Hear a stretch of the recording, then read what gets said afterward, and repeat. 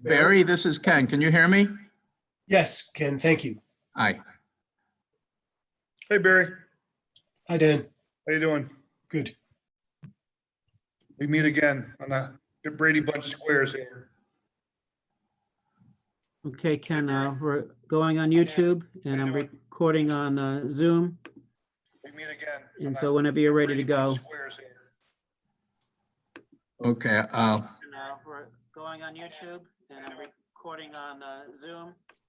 We meet again. And so whenever you're ready to go. Okay. I think we can start the meeting. We have two more guests. Susan and Jim should be joining us. Is that right, Barry? Susan and Jim will be Yes. joining us for. I expect them, yes. Yeah. Okay.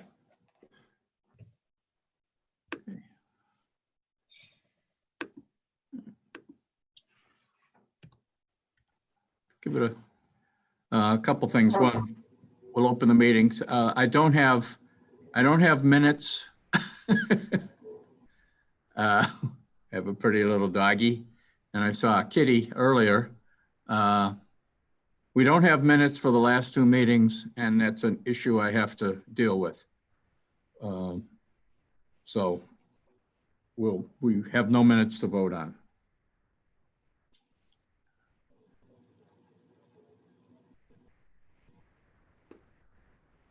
Okay, and I do think there's some official, I think to open the meeting, do I need a roll call vote? Yeah, you need to open the meeting and have a motion to go into Yeah. the remote session. We need a motion to conduct the meeting in remote fashion. Do we have that motion? I'll make a motion, Jessica. Thanks, Jessica. George, I'll second it. Okay. I'll take a roll call vote. George, Aye. Sarah? I think she stepped away from me. Okay, thanks, Sarah. Jessica? Aye. Robert? Aye. Brian? Aye. And I vote aye. Nate and Jack are absent. So do we have anybody else from the Climate Action Team presentation? It does say 6:10. So in fairness, we'll, well, actually, do you want to jump ahead to the transfers? Yeah. Yeah, we have a few, we do have some transfers today, and they're somewhat significant. So, Dan, do you want to? Sure, which is the first one you got? First one I have is $10,000 to be transferred from Department of Natural Resources to the DPW. It doesn't really specify the reason. Yeah, it's, so as you know, over the last 2 years, we've been renovating Town Hall. And all that's left to do is to do a little configuration in boardroom C, conference room C. We need a little bit of work to do there. That's in the back of the hearing room. And then we need to buy about 4 workstations to finish it off. We had a lot of people moving around. Some of the legacy workstations that they have don't fit in the new office configurations that well. So therefore, in order to get this done, we took some unused salary appropriation from DNR because they've been down 2 officers for much of the year and asked for a transfer to the Public Works buildings account so that we could finish off the town hall renovations. Okay, so neither account bears directly on the work being done, but it's an internal transfer from one department to another. It's, yeah, it's from salary account to. It's not like for the DPW building. No, it's for this building. It's Yeah, to finish okay. our work here. Yep. Is everybody able to hear that and understand it? Yep. Okay. Questions? Yes. We have a motion to accept this transfer. I'll move. Jessica? Do we have a second? Second. Sarah? In discussion? All in favor of the motion? Aye. Jessica? Aye. I'm gonna go look at the picture. George? Aye. Robert? Aye. Sarah, Aye. and Brian. Aye. Motion is carried. Great, thank you. What's the next one, Ken? Next one is $23,685 from fire department salaries to fire department repairs and maintenance. This looks like it was to repair a leak. Yeah, there's a write-up here.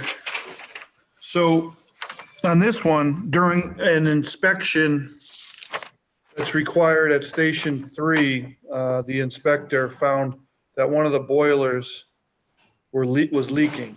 And the Boiler Equipment Company, Boiler Equipment Inc., as they're known, they were the original installers of that equipment.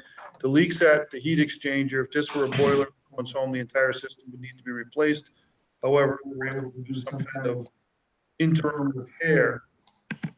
And the cost of that repair includes replacing heat exchangers and flushing the whole system and replacing some ball valves and the antifreeze loop. All in, it's $23,681. So we had an excess in fire department salaries going to fix this boiler. Yes. Pretty straightforward, I guess. Questions? Unanticipated building maintenance malfunction. Does anybody want to make a motion to approve this transfer? I'll make a motion. Thanks, Jessica. Second? Anybody? I'll second it. George. Was that George? Okay. So motion's been made by Jessica, seconded by George. I'll take a roll call. I'll go Jessica, Aye. me, I'll say aye. George, Aye. Robert, Aye. Sarah, Aye. and Brian. Aye. Oh, okay. Thank you. Thank you. Hi, Susan. You've joined, we're getting a couple items moved prior to your group coming on. Welcome. Thanks. We all get a chance to admire like people's artwork and stuff on their walls. Yeah, what do you They're think of ours? animals. Ours looks great. We got nothing here. It's my second home, Town Hall. We just sign this form, and there's one more transfer. Yeah, and the third one, it's IT related. It's a rather large item, and I'll have Rich explain that one. Okay, Rich on the call? Yep. Rich, yeah, this is $225,000 transfer item.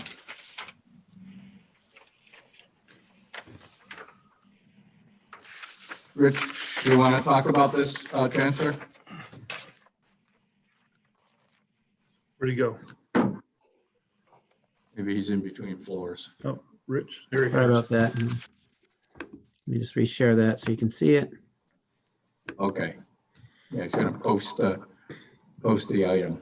So this one's a little unusual. It's not your normal operating budget from one account to another account transfer. So this has been on my mind for a while. We had several IT projects contemplated, but the funding that we could use to accomplish that didn't line up with the purposes that were approved at town meeting. So that was an issue I was going to address anyway, and I'm showing you now what some of those articles were. One of the reasons for it is, as you might recall, a couple years back, we had the town hall flood, so to speak, and we got substantial insurance reimbursement. And so that project took over a year to coordinate with the insurance company. And so I spent insurance company money first before I spent this article money, which is why it kind of got put on hold. So there's a couple of server projects that we didn't do. Long and short of it is, I do have long intended to have plans to spend this money, and I still do have plans to spend this money, but the purposes don't necessarily line up anymore. But more immediately is now that we have this COVID-19 crisis,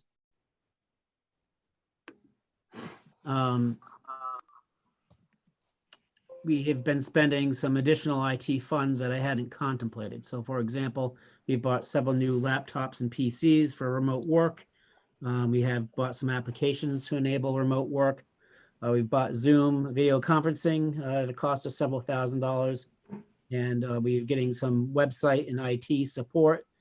I should say website support. All of those items. So we've probably spent upwards of 25 grand at this point due to COVID-19 through IT, and probably at least as much as long as nothing goes wrong going forward on COVID-19. So there's a need to pay for that, and by consolidating these articles into one generic purpose, IT applications, equipment, and support would allow us to do that. And to the extent the money is not spent, then I would spend the remainder of the article as previously contemplated. Or if we get to the fall and have some sort of budget issue, then I could use it to fill in on a budget issue related to the IT department. It certainly won't go to waste. Basically, what I'm Question? asking for is to repurpose these old articles into one generic article that would allow me to spend it through the COVID-19 crisis as appropriate, and then whatever's left, spend as I had previously had planned to spend it, if we can still do that given the budget circumstances.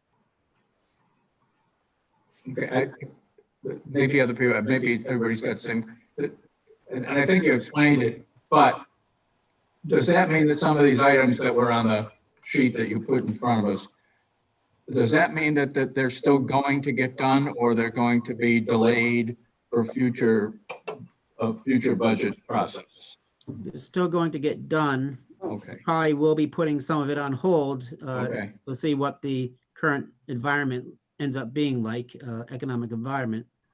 But for example, the servers in the virtualization that are listed, those were all things that we were going to do and still have plans to do, but I used the insurance money first. okay, That's why I didn't use that money, because we got the opportunity to use the insurance money. We still have phases that we want to do of that. And then that was the plan, was to use that money to complete that work that was in addition to the insurance money that went kind of the first phase. The insurance company wasn't going to pay for the whole thing, but I made sure we got the first phase done through the insurance company, and I want to make sure that was done behind us, and then we were going to undertake the rest of the project using the money that was already appropriated. But we didn't need to do, since we went from physical to virtual servers, we didn't need to do the dispatch server, for example. okay, But we certainly do need to virtualize the dispatch operation. And so again, because of that flood and the use of the insurance proceeds, some of the purposes that the money was originally voted for still remain, but it doesn't exactly jive with how it was voted in the first place. And because of that issue, as you might recall, and Robert will remember with the capital budget committee, it didn't make a lot of sense. We know exactly what we need to replace for our network on a year-to-year basis. But to specify a specific machine or a specific server didn't make a lot of sense. So now we just get a general appropriation to handle all network-related things over a 5-year period, a replacement plan, as opposed to specific machines that, if it might not make sense to do that specific machine because another one breaks, then I'd rather do the other one type of thing. any question? And it's important, because this is not as typical of a budget transfer as most, but it's still net neutral. I've got a couple questions, Ken. Yep. Was all the original articles, were they all under the IT umbrella in the first place? Yes. Or you they taking were. articles that were earmarked from somebody else's department and we're taking it from them? They No, were these are all, all IT articles, and the vast majority of them, I'll bring it back up, were deferred or not spent, or kind of purpose got changed a little bit because of the insurance proceeds that became available to us. So for example, this IT fire dispatch server, Active Directory server, and the police IMC server, and this server virtualization for 50 grand. All those were intended to be spent, but then we got the opportunity for the insurance money. Okay. So we changed that to a subsequent phase to spend the insurance money first. So we still have plans to use the money, but my main concern now for the short term is to make this money available to stopgap any communications, media, and IT needs due to the COVID-19 issues. Like I said, we probably have 25 to 50 grand outlay for laptops and remote connectivity and various applications that we're gonna have to spend to enable us to work remotely, for example. Right. And So then once we get through that, whatever is left, then I can use that to complete the plans we had in place. okay, Unless, I in got it. talking to Ed, he wants to use it for something else. all right. Second question was, or is, if if there's any of those articles that we're actually going to do exactly what were voted for, and where you said earlier, I think you only need about 50,000, 25 now and 25 for the future is expected. Why are we doing the whole 225? Why can't we just do 100 or 75 or even So- 50?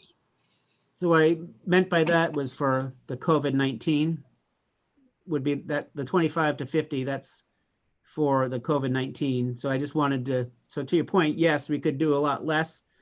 But again, that dispatch server, I don't need to replace a dispatch server now because we virtualized. So the purpose that it was originally voted for doesn't quite fit what I want to do to enable the dispatch server going forward.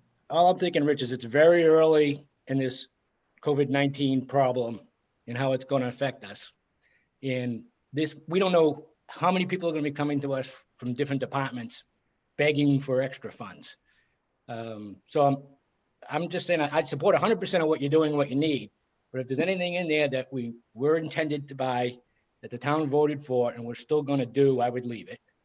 And in the other ones, I would leave anything that you didn't think you absolutely needed in case we come up with another one of these requests next weekend. And I think for the next foreseeable future, we may see one of these request type of things every single week now.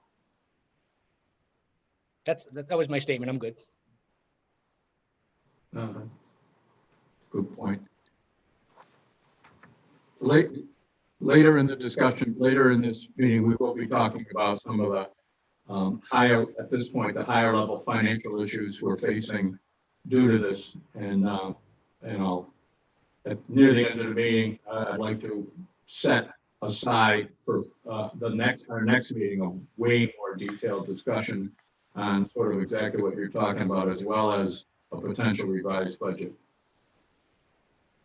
Do we have any further questions? Do we have a motion to approve?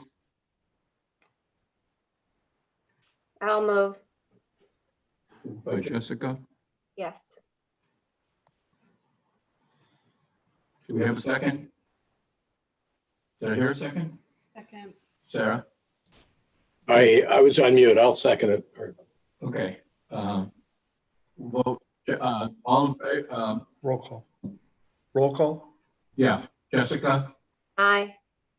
me, I, George, Aye. Sarah, Aye. Robert, Opposed. opposed, Brian, Aye. okay. Motion carried 5-1.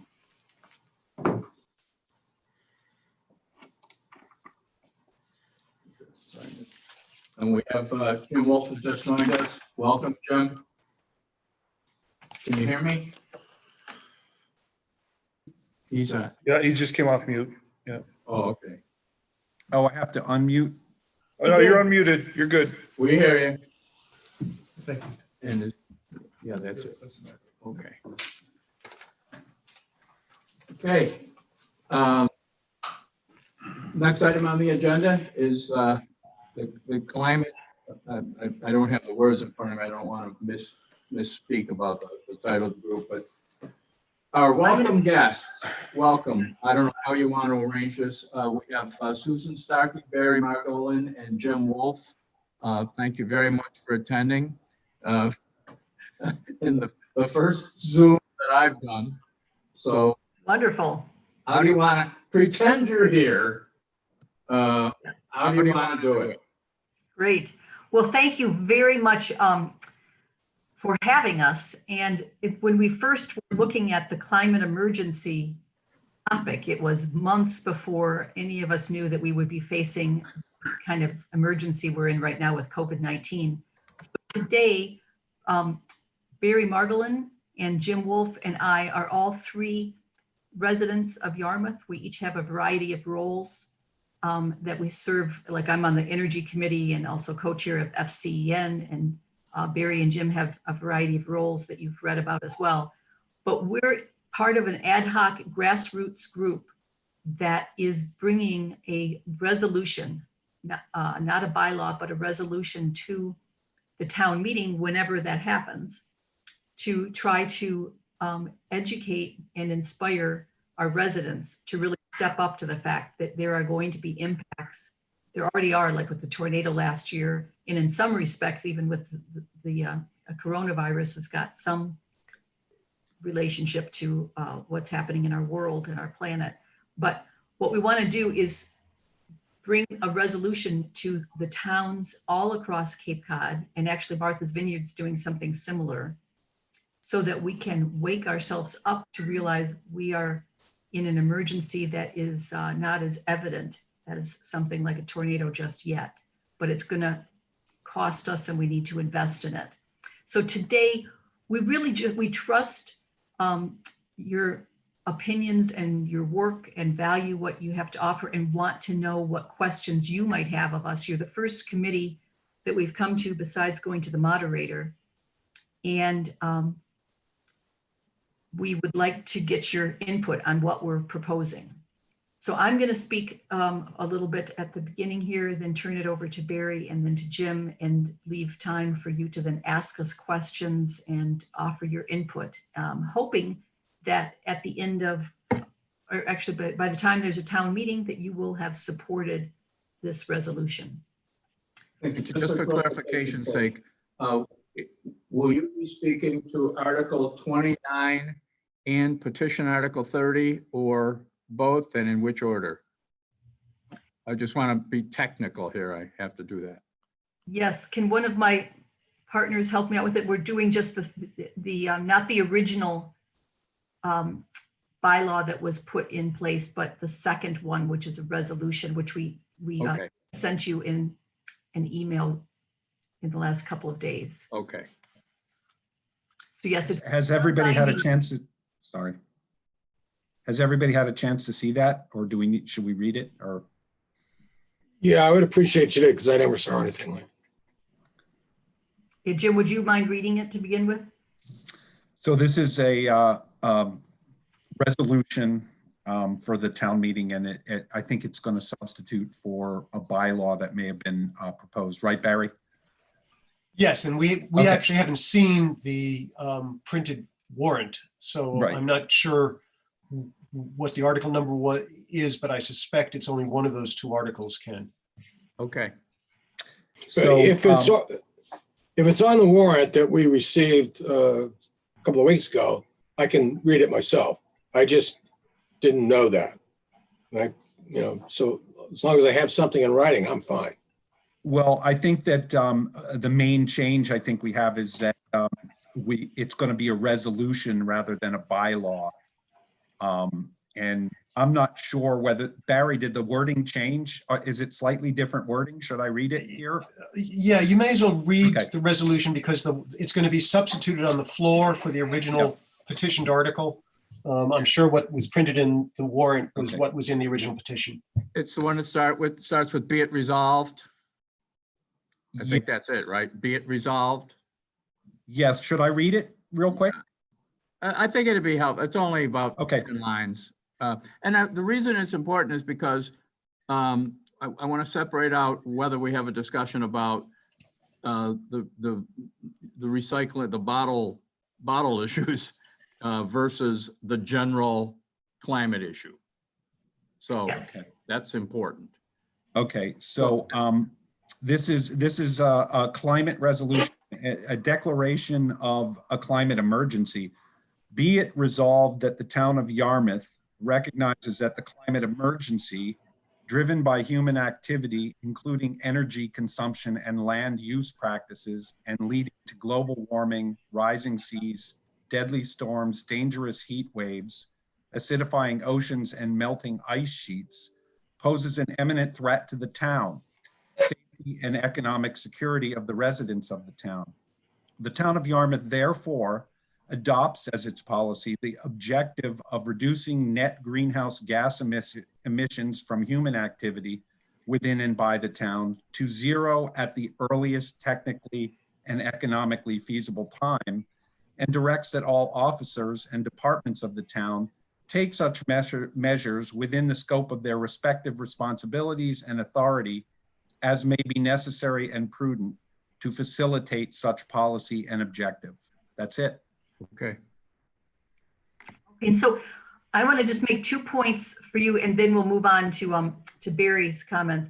So one is, what the amazing thing is that all 15 towns, so the 14 towns plus Barnstable, are proposing this at their town meetings this spring, separate from any other environmental related bylaws or resolutions that are coming forward. So it is the one Cape, it's across the Cape, and it's something that could really make a difference when we all can say, tornadoes no town boundaries. So just know that it's happening across the Cape. And in Martha's Vineyard, it's slightly different, but it's the same kind of thing. And secondly, Yarmouth as a town is a tremendous contributor and a good model for doing renewable projects. Between Dan and Rich and all of you with what you financed, we have a good track record. But what we're facing a mighty challenge in front of us with extreme weather events, among other things. So we can't just take it into consideration as business as usual and let's fund it when we can.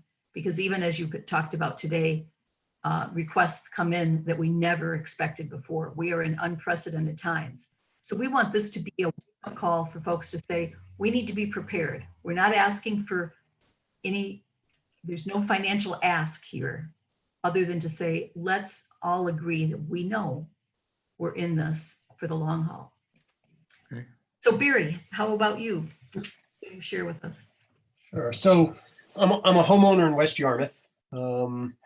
I volunteer with the Town Energy Committee and have been volunteering in the project that we've been working on for the past year to run a solarized campaign in Yarmouth, although it's likely to be deferred because of the epidemic, to provide homeowners with a cheaper and more efficient way to install rooftop solar.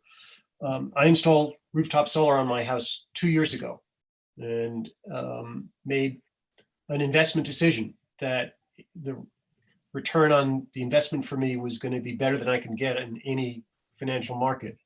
And it's proven true. Basically saved almost 100% of my electric bills and gotten paid back by the utilities for the solar renewable credits that the state requires them to pay for, and gotten a ton of federal and state tax credits. So it really pays for itself and saves me money. And it's good for the world. So we're hoping to educate the residents of the town broadly that where you've got a suitable roof, it's a great deal, and going to help folks figure that out. Last year, I bought an electric car, which I'd aspired to for a long time, but they finally started producing models that made sense, had good range, were the right size, and reasonable price. And now I charge it in my garage with an electric vehicle charger that I put in the garage. It made good economic sense for me. And on all of this, the question always comes up, what's all this going to cost? And so far, the town's experience is that all the work the town's done over the last several years to install solar on various buildings, to improve energy efficiency in town properties, has been money saving. We haven't gotten to net costs yet. And our aspiration is that as renewable energy becomes more and more scalable and well-priced, making the right decisions for the environment is actually going to be money saving over the long term. But to do that, to decide, for example, that every future town building project is going to ask designers to come up with what's the cost of actually making this a net zero building, there's going to have to be public support for even framing those questions. And the goal of these town meeting petitions is to manifest that the public's actually already ready for this. All the polls tell us that across the Cape and across the state, folks realize there's a climate crisis. They want government to do something about it. We want to mobilize folks to vote that way at town meetings so that it's clear that you've got a mandate to implement that strategy. Jim? I did prepare some, I can go on long, start just rambling, you also. I'd like to read this and then, you know, any of your questions, but my take on it, well, I'll just read this thing. So I am Jim Wolf. I live in the town of Yarmouth for about 6 years. For the past 10 years, I've been employed as Director of Sustainability at Cape Air, and I also serve on the board of the Cape Cod Climate Change Collaborative. I'd like to thank you all for continuing to serve the town and its citizens during this crisis of coronavirus. Thank you, Chairman Moody, for and all the committee members for setting aside some time for public comment on this resolution. I'd like to thank the town administrator, Dan, over there, for taking some time to meet with us and talk about how the town is already proceeding with plans to reduce its carbon impact and become a greener community.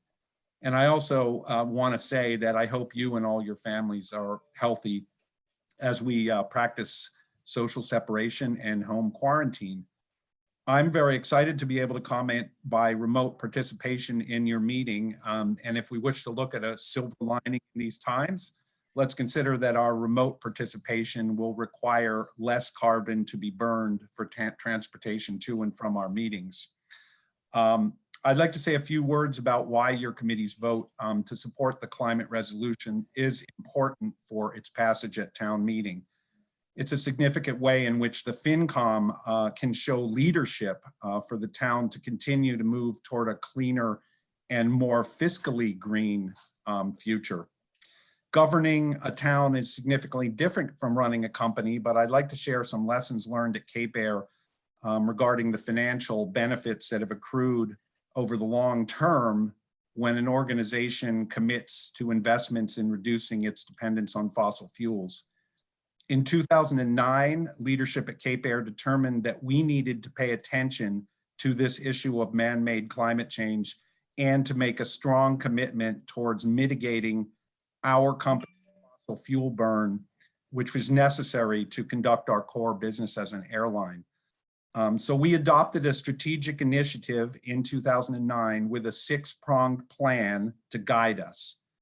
And basically the initiative called for us to look at improvements we could make to our buildings, our aircraft fleet operations, our administrative operations, our employees' lives, and the lives of our customers and our communities. By middle 2010, within months of declaring this initiative, if you will, we had switched on the, at that time, 3rd largest PV system in Massachusetts.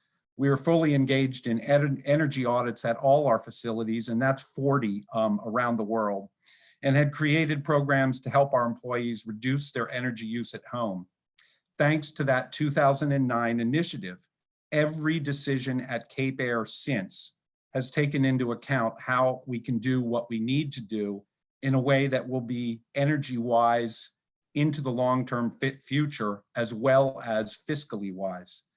In 2019, 10 years later, we're still, I am not running out of things to do, people. We created an incentive for our employees to purchase plug-in vehicles, installed charging stations at Cape Cod headquarters, and we're actively involved in developing the first fully electric 9-seater commuter aircraft to replace our piston engine aircraft. At the point there, I'd say that airplane's going to cost a lot more than just buying another Cessna 402 piston driven. But as we calculate, the costs of running the thing are going to be 80% less. So it's a business decision. You've got to look at the delta between doing business as usual and doing it, you know, coming up with the new technologies to do this. So we did the plug-in vehicles, we're looking at the plane, and this April we just added, last week we completed another 140 kW system on a rooftop at the airport. Once we made the commitment, there's been no end to improvements we have been able to make to reduce our carbon output and serve to stabilize our financial well-being. And the joke between me and my brother Dan, who's the founder of Cape Air, is that right now, guess what? The projects I've been working on are producing more revenue than flying people around. You know, that would be our solar systems and our savings that we're making because we've made our buildings energy efficient and stuff. I hope that changes real soon, or Cape Air might not be here anymore. Anyway, there are differences between running a town and running a business. But both organizations need to think long-term when laying out funds and taking on debt for capital and operational improvements. And I am definitely here to say that Cape Air's greening has been successful both for its societal impacts and its financial impact on our bottom line. This is important, FinCom. These projects are saving money while they reduce carbon. So if we can adopt this resolution while requiring no financial commitment, okay, so this is a declaration of community intent. It is not a declaration that we are going to be committed to spending money. This is the first step. It's like the, it's like the strategic initiative we made at Cape Air. It'll make it easier for our planners and administrators to look at the long-term financial benefits of building and renovating more efficiently, improving the performance of our vehicle fleet, and adopting practices to streamline operations to require less carbon. You know, that's really what it's about. We need to see the deltas between doing it cheap and doing it a little bit more expensive, but fiscally better for the town. I hope. I'm just about done. Yeah.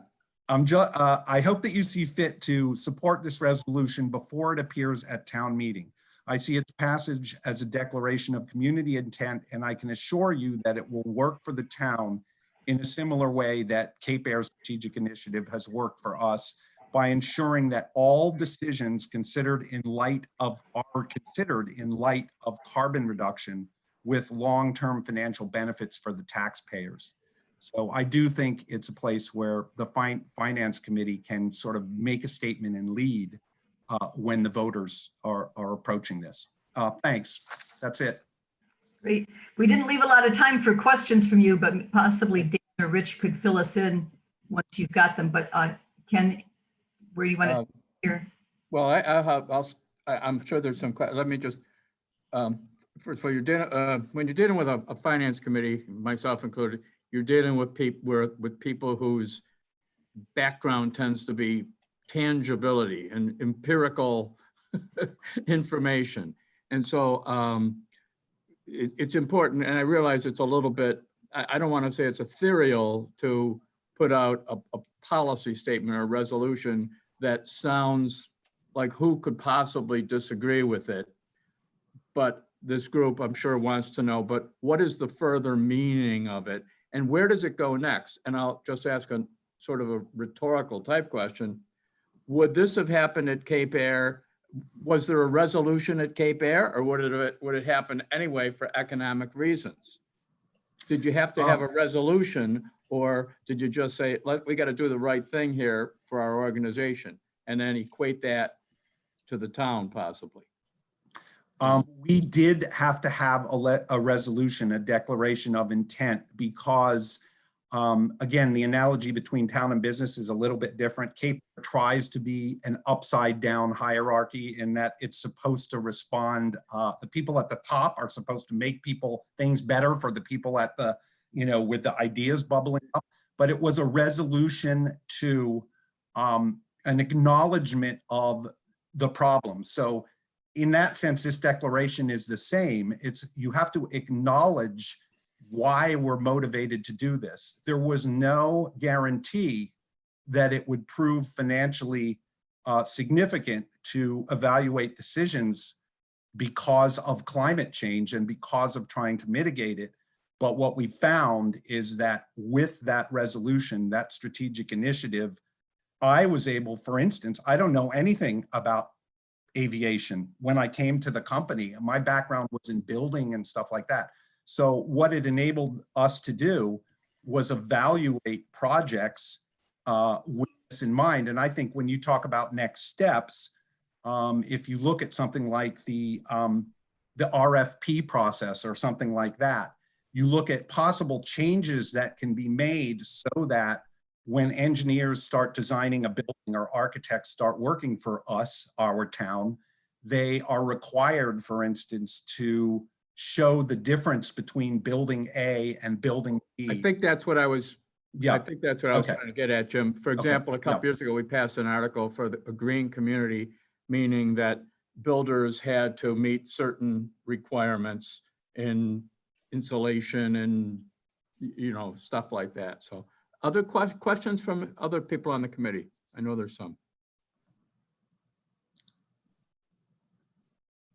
Anybody? Ken, I got one. What does the resolution mean legally, Dan or Rich, if you can tell us, to the town? Is it legally binding that each and every single time? And it seems the wording has a little grayness in it so that it has to be like reasonably financially. It can't be, financially undoable, obviously. But legally, we'd be bound to this every single time we went out to bid. I think the best way to answer that, Robert, is, so we recently had 2 projects go out to bid of pretty good sized magnitude. One, of course, the new school at Station Avenue, and then the DPW garage. By having a resolution, what we could have done is at the time in which we were putting an RFQ together for design and engineering firms, we could have added that language in that document to say part of the deliverable process would be not only a traditional, based on the building code today, estimate as to what the mechanical systems would look like, but we'd also like you to consider as part of that a companion analysis of net zero energy building.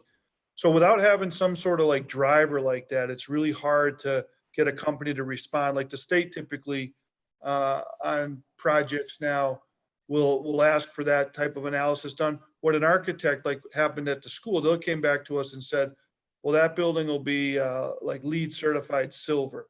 Well, I'm not interested in that. I've got something different here that I want to talk about. So from that perspective, that's how we'll have to treat building projects going forward.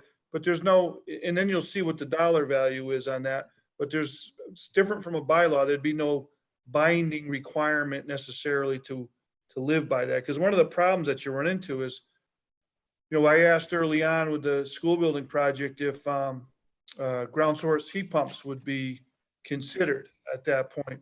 And they had done, I think they did some back of the napkin analysis on it and found that basically on its orientation and the climate and whatnot that we had here, that the ground source heat pumps weren't going to be that effective for that system, for that type of building. That all being said, I think going forward into the future, it just gives us another opportunity to say to an engineering firm, we're looking at the long-term life cycle cost of a building. Let us know up front what that is involved with and what that costs, and let us make a decision then if we want to go down that road. Because sometimes you have to spend a little bit more money up front to save money year after year after year based on the footprint. So there may come a time 10, 12, 15 years from now, the state building code might require that.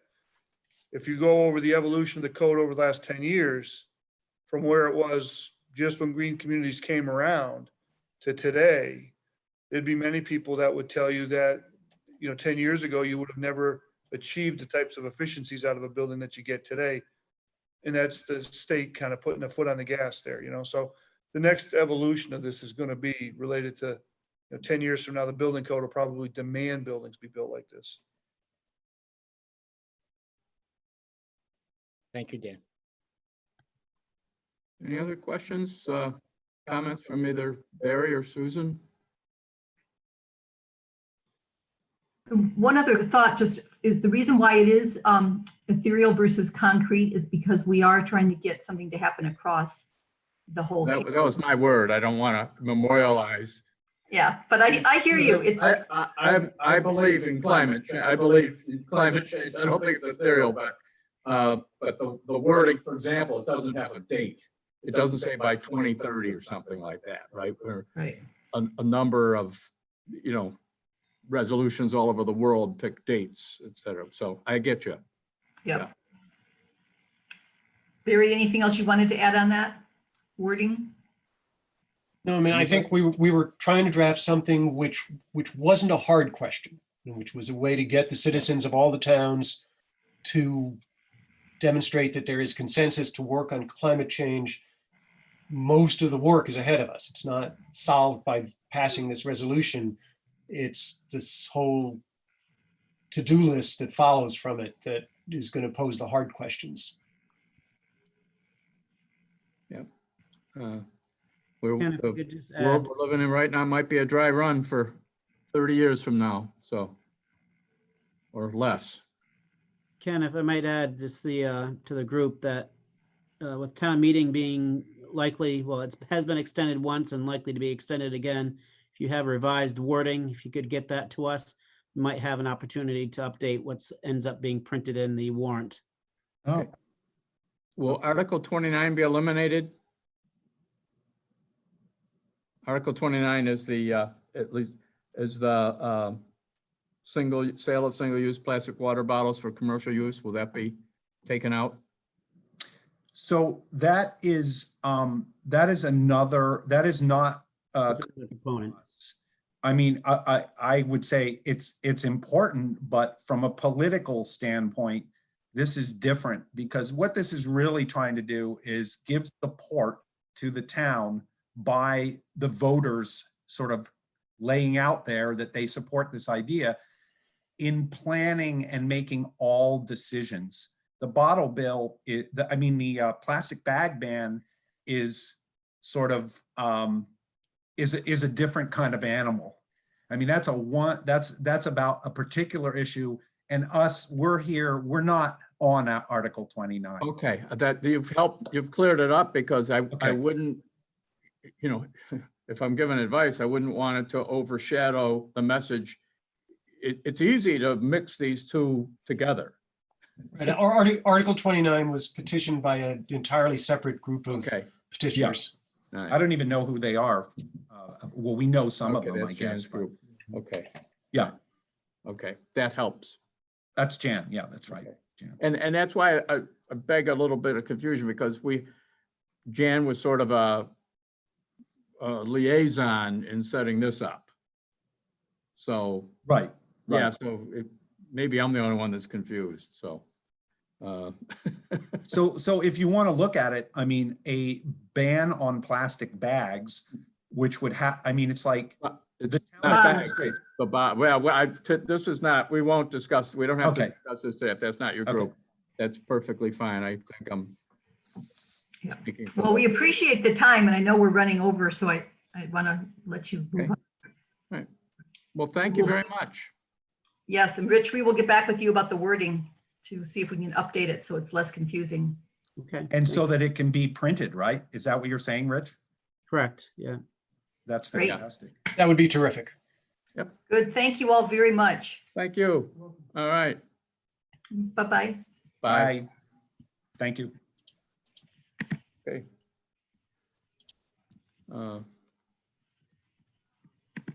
I'll move on. We're going to move on fairly quickly to the issue of articles. We really, at our last meeting, we voted on most of the articles. We didn't vote on all of them, but unless there's the one, we deferred the school for fairly obvious reason. We deferred the articles on DHY, and we deferred articles 29, 30, and 31. 31 is the solar panels, which we have had no real input on. 29 is the single-use plastic bottle, which now is not the climate change. And now we've just heard on the climate resolution. So my question is, does the group feel a need to either discuss and vote on these articles, or continue, make sure we take a position before the town meeting? Because with DHY, Rich, I think the discussion was if there's, there's still information we're waiting on. We don't expect that a lot popped up in the last 2 weeks, but maybe it did. And if not, I'll just defer to the committee's wishes as to whether they want to continue discussion on these articles today or at a future date. Is anything happening on the DHY since our last meeting? Rich, I know you've been straight out. Yeah, there's been some movement, not enough to report or update you on, just as far as Okay. coordinating the agreement and some final changes to the agreement. But most of it's been just coordinating with the other two towns. They've both moved their town meetings now to the 22nd and the 23rd, I believe, of June. And so, Okay. and then internally, we'll have our own discussions as we talk about any adjustments we might make to our budget. Do we also want to adjust our stance as to wastewater proposals? But we haven't had that in-depth discussion ourselves or with the Water Resource Advisory Committee yet. So we have to see where we stand on that. Okay, so for the benefit of the committee and the use of time, if it's okay, we'll discuss articles as things develop in another time. But I do want to get back to this Article 29. I don't want to over confuse the issue, but obviously our group last time had a lot. We'd spent half of our meeting discussing this single-use bottle bill in commercial establishments. And we were looking for further information, including a cost-benefit analysis. At this point, the presenters, Dan, I'll ask you, should we have Jan Hively come in? I met with Jan. She didn't seem too excited about coming in. Well, I'll leave it to the committee. Yeah, I mean, at this point, we're all set up for Zoom and, you just saw how that it worked. So, we could have them do it that way, I'll ask the group, should we have a presentation on the sale of single-use plastic water bottles, Article 29? Anybody So have? I think we should. Go ahead. I was one of the ones that had requested it initially. I think given the situation we're in and rereading it, there's no part for, emergencies like we're in. And if anybody has gone to the grocery store, water aisle is mostly gone. So I'm at the point where with this one, I would tell them to, obviously everybody knows how I feel about it, but at least go back and put in an emergency clause for something like this. But I mean, I guess they're not going to have much to say in terms of financial impact, I don't think. And I think it would just be a waste at that point, especially if she's not really excited to come see us. I don't want to put someone in that position either if they're not going to have anything valuable to tell us. Okay. But that's just me. No, well, it's not just you. It's I feel the same way.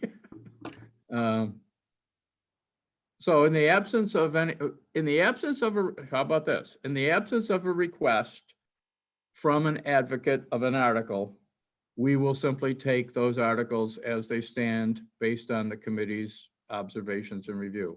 Does that sound fair? Not Sounds good to today, me. but at a future meeting. And if something comes up, I'll let you know. I'm trying not to rush to judgment here, but I'm also not trying to force an issue. No, I mean, I agree. And especially with this one, I feel like it would be the same conversation we had for the town version of it last year. Yeah, So I think it would almost be a waste at this point. right. Which was way more benign too, Right. and still didn't pass the committee. Yeah, okay. Well, we'll leave it at that for this point. We've covered the agenda. What I wanted to do briefly was air out the elephant in the room, so to speak, which is the financial stress facing the town due to this emergency crisis, and throw it out. Just what I'd like to do is sort of tee it up as, you know, what are the issues we're facing? What are the current steps being evaluated? And then at our next meeting, devote virtually the entire meeting to discussing the Finance Committee's position on either a revised budget or whatever steps we end up taking. Does that make sense? I think everybody would probably agree we got a big issue facing us that we never faced before. Okay. Dan, you just want to say a few things about what's going on? And Rich? So I think I would boil it down to 3 specific items that are cost pressures on us right now. One is we had a collective bargaining agreement language with one of our largest unions, affected about 90 employees, that required those employees that were working in their town facilities to be paid essentially double time for every hour they logged in the building during a county-wide emergency declared by the governor. So among employees in that group included police dispatchers, right? So there's 8 dispatchers, and for every hour they clocked in dispatch, they were picking up a second hour as part of that contract language. There was some other additional employees, maybe it's all together somewhere in the neighborhood of 15 to 20 that at some point or another have picked up extra pay because of this contract provision. Luckily for us, early on in the situation, Rich was able to work with the president of the union such that those folks that were working at home, that work didn't qualify, if you will, for that extra pay. So we'll have a report the next time we come in front of you as to how much that liability, extra pay liability would be. Secondly to that, one of the other things that we had to do was, now that there's an instruction to keep the buildings closed through to May 4th, we obviously could not continue on with that agreement as it was structured. So we met with the selectmen last week in executive session on a strategy associated with engaging the union for this next, I don't know, 5 weeks or 6-week cycle. And we were successful. Rich was able to negotiate amended contract language to get us out of this double pay situation, if you will. Also, furthering that, we were able to come to terms on a 1-year agreement that would scale back that provision anytime in the future to a 1-week liability. So that was good news on that front. So the next big area of concern for the budget would be golf. Golf was in deficit going into the early part of the spring, and now we're not able to open. We wouldn't normally open anyways till sometime right about now, but not knowing how long this is going to go for, golf will continue to pay its employees and not make any revenue. So the golf delta by the end of the fiscal year, we're going to be able to, run a projection for you next time we meet, and that would be pretty significant. So somewhere along the line, we're going to have to reconcile that. Now, under the special legislation the governor filed and was passed, it allows us to take a debt like that associated with this crisis and amortize it over the course of 3 years and pay it back essentially. So there's some wiggle room that way. And the last area is the local receipts. So, hotel and meals tax and whatnot and excise, they were pretty strong at the end of the third quarter. So what does it look like in the last quarter? April, May, June? I don't know.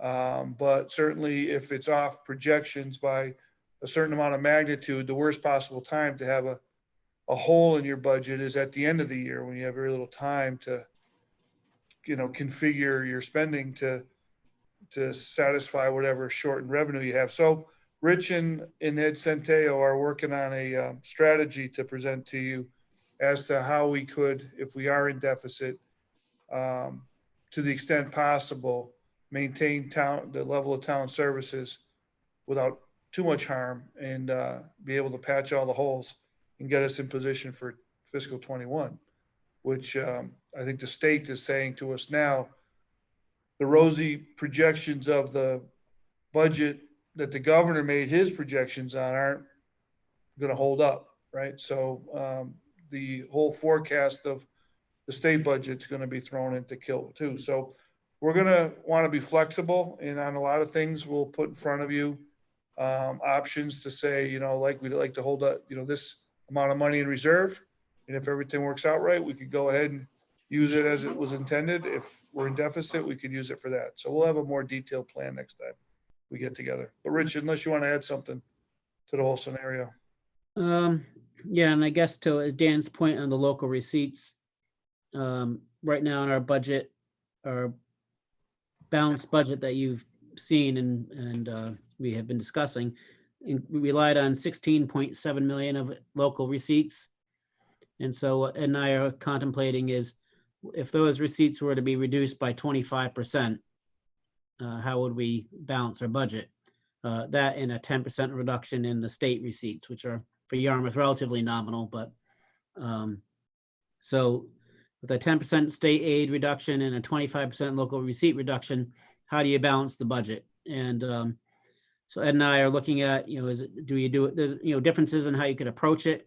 Do you do it as a appropriation reduction, or do you do it as you know, vote your appropriations as you planned and then do a spending freeze? The answer is probably we do a combination of both. But we did a quick run through it today. What does a freeze or reduction of the budget look like for our capital budget? And if we focus on that capital budget and increase some of our chargebacks that we can do to some other entities and maximize out our tax levy without going to an override situation, we think we can just make it, remain balanced. And then now we're looking at what's the backup to that backup. So in other words, if you have a spending freeze, otherwise operating budget reductions or freezes or hiring freeze for unfilled positions to generate some savings, trying to tally up, you know, other unspent articles or untapped funds that we could utilize to get through a year. And then of course we've got about $4 million in stabilization all told as well. And so that would kind of be our last resort. The 25% reduction coincidentally comes out to be about a little over $4 million. And so, you know, the easy way out would be just apply stabilization in one fell swoop. Of course, we don't want to do that. So we're going to look at these other measures first and then have the stabilization as a backup to all of this. Or if this were to continue past a fiscal year into the next fiscal year. Well, I imagine there's other budget items and that's where this is, you know, we wouldn't really be able to go in depth today, but I'd like the committee to think about other things. I mean, for example, questions that we would have is that, for example, just the C&D at the dump, you know, the scale's closed, right? Right. So there's no revenue coming in there, which is a moneymaker for us. So there's just one example. And I'm sure other people are seeing, you know, other type of things. There's a discussion about delaying tax, you know, real estate tax payments, et cetera. And, you know, should we either weigh in on that or try to evaluate, you know, what that means? So on the tax payments, that's not really a budget issue in the sense that, you know, you're still expecting to collect those, but it becomes a cash flow issue. And that's, you know, Ed is on top of managing cash flow as well. So that's you know, of concern as well. I know Ed had, you had talked to Ed at Ken, you know, is very concerned about not being able to issue a bond anticipation note for our DPW facility. We're moving forward on construction. They're ahead of schedule. So obviously they need to be paid. We had planned on paying for it through borrowing, but in the early days of the crisis, the credit markets froze up, and Ed was very concerned that we'd actually be able to borrow, because if you couldn't borrow, we'd be, you know, have a severe cash flow issue. So the bottom line is we were able to borrow. Some communities haven't been able to, or not all that they had intended, but at this point we are. And I might add, going through that process, the town of Yarmouth maintained its AA+ rating through S&P. We were essentially told that we would have gotten a AAA if we hadn't had this pandemic occurring. We've done everything that we needed to do to get there. But because of the economy, they didn't downgrade us, but they reserve the right to do so if we don't take corrective actions for this upcoming budget. So again, we need to be judicious and measured in how we respond to this in our upcoming budget so we can avoid any downgrade from S&P in a period where we're looking to do some borrowing for the schools and for ourselves. So and I'm looking at the committee here, if we scheduled a meeting for April 22nd, Rich and Dan, would you have much more information to present that we could go through in terms of evaluating? Would that give you enough time? Okay. Group, the 22nd of April seem like a reasonable date to, I mean, it's pretty hard. No, Nobody's going anywhere. We should have at least preliminary information. So. Yeah. Jessica, George, Sarah? Just one vague question. I think it's more of a cash flow issue. I mean, everything we're talking about, I think, is suggesting you do have $4 million in a stabilization fund as sort of a backup, and you're saying what you think the revenue shortfall will be roughly that amount. So maybe we can cover that, but that you're seeing that as really a cash flow problem. What I'm hearing from the federal level is that phase 3 was supposed to provide funding for state and local governments. Do you know anything about that? Is that coming through the states and then the local governments will get a piece out of that? But I didn't hear you mention anything that might have been using that as a source.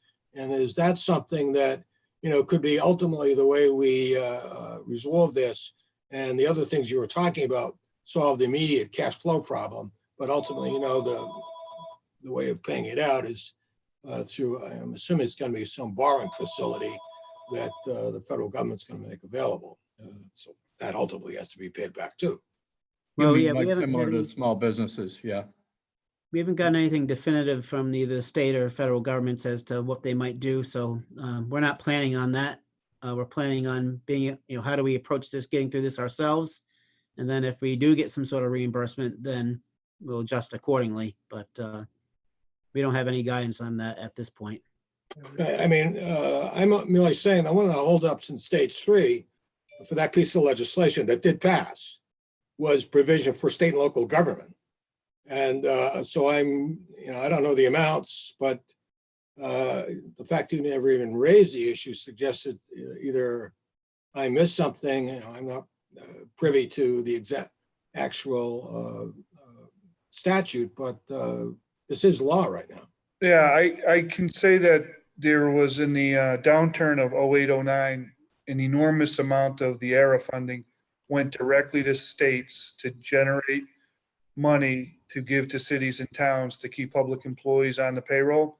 Right. Though there was discussion of that was not a particularly popular strategy this time around. So there has not been a single conversation that I have been aware of from the Mass Municipal Association. We have briefing calls 2 times a week. Nobody's ever brought it up. The state hasn't brought it up. So I'm not sure where it goes or how that's done. I do know that it was not popular to put, they would rather put the money in the taxpayers' hands than put it in public employees' hands. So we'll track that down. I'll make some contacts with our legislative delegation. But to Rich's point, and this is the way I approached going into the 08, 09 thing, the more you can do on your own to plan for this, if that money actually happens to come, that just makes our life a lot easier down the line. So until we can figure that out, we're going to plan on trying to do it on our own. Yeah, I can sort of imagine the government trying to manage, they're having a hard time managing a 5-employee restaurant loan right now, with the paperwork, from what I hear from some small business people. So I can just imagine. I mean, I spoke to Ken earlier before the call started. One of the highlights, you don't hear a lot of highlights or any good news in this But during the 3-week period that we've been in this state of emergency, the building department reported to me that they have nearly processed 300 different kinds of building permits, adding up to $26,000 in revenue. So that's a pretty good number when you think the whole world has come to a screeching halt. The reality is that the small business construction workforce here in Yarmouth is out there plying their trade in generating permit revenue, which generates work down the line. So that's really good news for us to be able to make sure that the construction activities continue on. And I will say we put a drop box in a big like USPS style box at the side entrance to town hall. Within the first day it was there, we had 4 big plan drops from big projects that were looking to get permitted in town. So that's a pretty good harbinger for like what the other side of this whole thing might look like. That work at that level continues to go on. So people are willing to spend some money. And I would be fair to say that people are actually saving a lot of money right now in a lot of instances for those people that have got jobs, you know? You can't spend it that much. So one of the things we wanted to make sure that the town was doing during this period is that we didn't do anything to slow up private commerce and delay it here at town hall with permit delays. And to Mark Grills' credit, who's the director of inspectional services, his guys are out there hopping every day, and that's the best news I can give you as it relates to the state of our local economy. Any other questions? If we schedule a meeting for the 22nd of April, is everybody okay with that? Works for me. Okay. I have a quick question regarding town meeting. Yep. So obviously Dennis and a few of the other ones have moved it out to June. Yeah. Have Board of Selectmen been talking about that or? Well, so that'll appear on Tuesday night's topical discussion. And I think when we said the 19th date, that was early on in this whole emergency situation. One of the big drivers behind that date was we had the original go back to work deadline of, I think it was May 4th or something. Yeah. Right? So the biggest thing we needed to do was push the date out so that we didn't have to go to press with the warrant. And that bought us some time. So now that Dennis and Harwich has gone out, and I can tell you that the commentary that's been on the state conference calls, there's real inside conversation going on about canceling the rest of the school year. And there's a piece of legislation in front of the legislature now that does something to amend the MCAS activity and also the Student Cares Act, which was a piece of legislation that incentivized cities and towns to do more for disadvantaged children. The signal we got from the Lieutenant Governor's office was they will make a decision on the school year after those 2 pieces of legislation get through the legislature, which leads me to believe that, you know, the other stuff they talk about is this mass contingency for casualties planning across the state. If that even is 50% comes to reality, we're not going to have to worry about the school year the rest of the year, which would then maybe even put town meeting into the next fiscal year. So I'm going to recommend to the board on Tuesday night that we follow suit with Harwich and Dennis, and we push the town meeting out to June. Well, I know down south, because obviously we have some family down in Virginia, they canceled school for the year a couple weeks ago and they're on a block until mid-June. Yeah. We're still okay, but I have a feeling it's coming. So I just want to make sure that Yeah. we're talking about it because I don't want to wait till No, absolutely. 4th comes and then we're trying to push everything out again. Well, that's why we're going to get a hold of it. You know, I think everybody, to some large degree, unless you're an epidemiologist that is deep in the numbers here, you want to kind of live every day with a bit of optimism, thinking, Right. geez, you know, if it ended in May, we'd be back to business as usual by the end of May. But I think the reality is the more we're learning about this, the more less likely that occurs. So we'll ask, they don't need to make a decision on the 14th. They'll definitely have to make a decision on April 28th. But we are going to meet with them on a weekly basis unless they think otherwise until this is over. So even if we didn't make a decision next week, it could be the next week after that. That'll all be discussed in open session. Yes. So that'd be next Tuesday. Tune to channel 18. So, Oh, you can zoom in, Ken. oh, you can zoom in now. Okay. Oh, it's a link. Yeah. Yeah. Okay. I forgot about that. Got to get used to this. Yeah. We have a family call tomorrow night. My daughter sent me a link. So anything else? I'll get something out about April 22nd.